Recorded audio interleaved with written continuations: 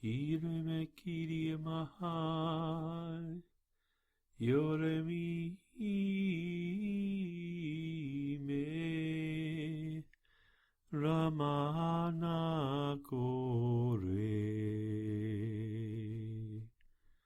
Welcome to Everyday Christianity. I'm your host, Greg Malone. Just like to welcome you to today's podcast. We're going to be going through Genesis chapter 50 today. We're going to be concluding the book of Genesis. It's been a great study, a lot of wonderful lessons and things to be learned from this book of the Bible, and highly encourage studying this on a regular basis. So let's go through chapter 50 of Genesis. And in verse 1, then Joseph fell on his father's face and wept over him and kissed him. We see in the previous verse in 33 in chapter 49, it says that when Jacob had finished commanding his sons, he drew his feet up into the bed and breathed his last and was gathered to his people.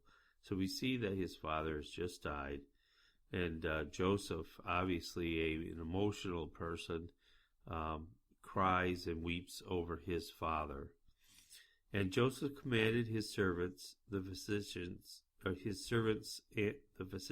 to embalm his father. So the physicians embalmed Israel. Now, obviously, we know from archaeological digs today that the Egyptians knew how to embalm a body and prepare it for burial, and that was what was going on here to keep the body whole and intact for even thousands of years we see today. 40 days were required for him, for such are the days required for those who are embalmed.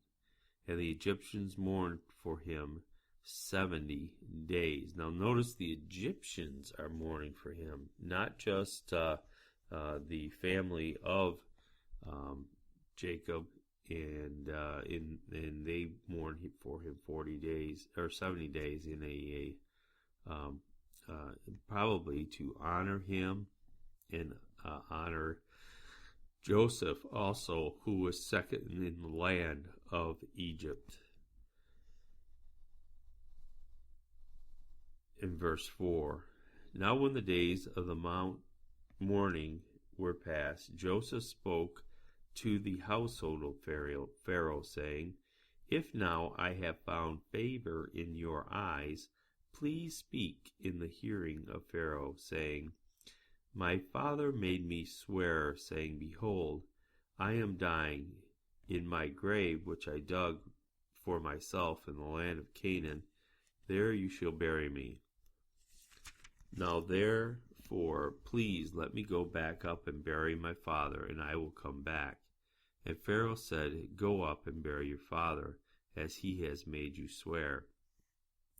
So Joseph went up to bury his father, and with him went up all the servants of Pharaoh, the elders of the house, and all the elders of the land of Egypt. So this was quite a procession. I mean, all those people of Pharaoh's house, and it must have been a huge caravan of people taking Jacob back to be buried with his fathers, as well as all the house of Joseph, his brothers, and his father's house. Only their little ones, their flocks, and their herds they left in the land of Goshen. And there went up with him both chariots and horsemen, and it was a very great gathering.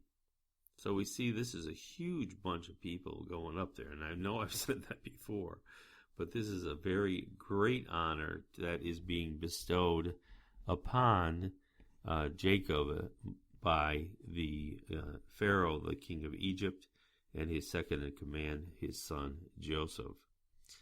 Verse 11, and when the inhabitants of the land of the Canaanites saw the mourning at the threshing floor of Atrad, they said, this is deep mourning of the Egyptians. Therefore its name was called Abel Mizra. I know I'm masking. Mizraim, which is beyond the Jordan. So his sons did for him just as he had commanded them. For his sons carried him to the land of Canaan, and buried him in the cave in the field of Machpelah before Mamre, which Abraham bought with the field from Ephron the Hittite as property for a burial place. And after he buried his father, Joseph returned to Egypt, he, his brothers, and all who went up with him to bury his father. When Joseph's brothers saw that their father was dead, they said, "Perhaps Joseph will hate us, and may actually repay us for all the evil which we have did to him." So they sent messengers to Joseph, saying, "Before your daughter, your father, died, he commanded, saying, 'Thus you shall say to Joseph, I beg you, please forgive the trespass of your brothers and their sin, for they did evil to you. Now please forgive the trespass of the servants of the God of your father.' And Joseph wept when they spoke to him." Now, I don't know if the father said this or not. We don't see this in the text as far as I remember. Could be wrong, but I don't see the father saying, to Joseph. I think he would have just said it to Joseph. I don't think he would have put it through his brothers, whose moral fiber was questionable at the very best. So they say this to him, and again, Joseph weeps because they won't receive his forgiveness. And it just really hurts him that they won't receive his forgiveness. And we see this as a type of Christ in that he is moved to great emotion over the fact that many will not receive him and are perishing and have been sent to hell and are awaiting judgment. Verse 18, "Then his brothers also went and fell down before his face, and they said, 'Behold, we are your servants.' Joseph said to them, 'Do not be afraid, for I am in the place of God.'" Now this is quite a statement that Joseph is making. He is saying, "I am in the place of God before you." And he, obviously, the Egyptians saw the rulers of their countries as gods themselves. So I don't know if this was speaking of, or if he was actually speaking of the God of Jacob, his father. Verse 20, "But as for you, you meant evil against me, but God meant it for good, in order to bring it about. And it is this day to save many people alive." Verse 21, "And therefore do not be afraid. I will provide for you and your little ones." And he comforted them and spoke kindly to them. So here we see again Joseph's great grace, great mercy in forgiving his brothers for doing this terrible thing and selling him into Egypt. So Joseph dwelt in Egypt, he and his father's household, and Joseph lived 110 years. Joseph saw Ephraim's children to the third generation. The children of Machir, the son of Manasseh, were also brought up on Joseph's knees. And Joseph said to his brethren, "I am dying, but God will surely visit you and bring you out of the land to the land of which he swore to Abraham, Isaac, and to Jacob." Just like to bring one thing up here in verse 23, that his sons Manasseh's sons were brought up upon Joseph's knees. It is very important for grandfathers out there who are raising children, fathers and fathers, to raise their kids on their knee. Just actually sit little ones on their knee and talk to them and let them know what they believe and how they believe, and that they want them to believe the same way that they do.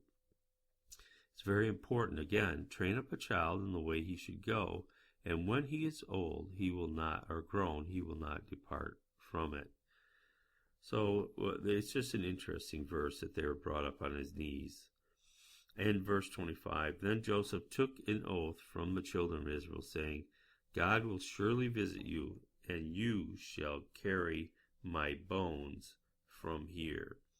So Joseph died, being 110 years old, and they embalmed him, and he was put in a coffin in Egypt. So we see here that Joseph tells them of a coming deliverer, and obviously this is Moses that he is talking about. He doesn't know it's Moses, but we will see that fortunes will change for the children of Israel in Goshen because they multiplied greatly in Exodus. But this was just a fascinating study in Genesis. I hope you enjoyed it, and we will be talking further, probably referring back to this book many times in our study through the Bible. Just like to say to you that if you want to contact me, you can reach me at my phone, 315-744-0007. You can text or call me and leave a message. I'll get right back to you. Also, you can reach me on my website, www.malonegreg.com. That's www.malonegreg.com. And all my contact information is on that site, as well as my bio. Remember, the power of life and death is in the tongue. Choose life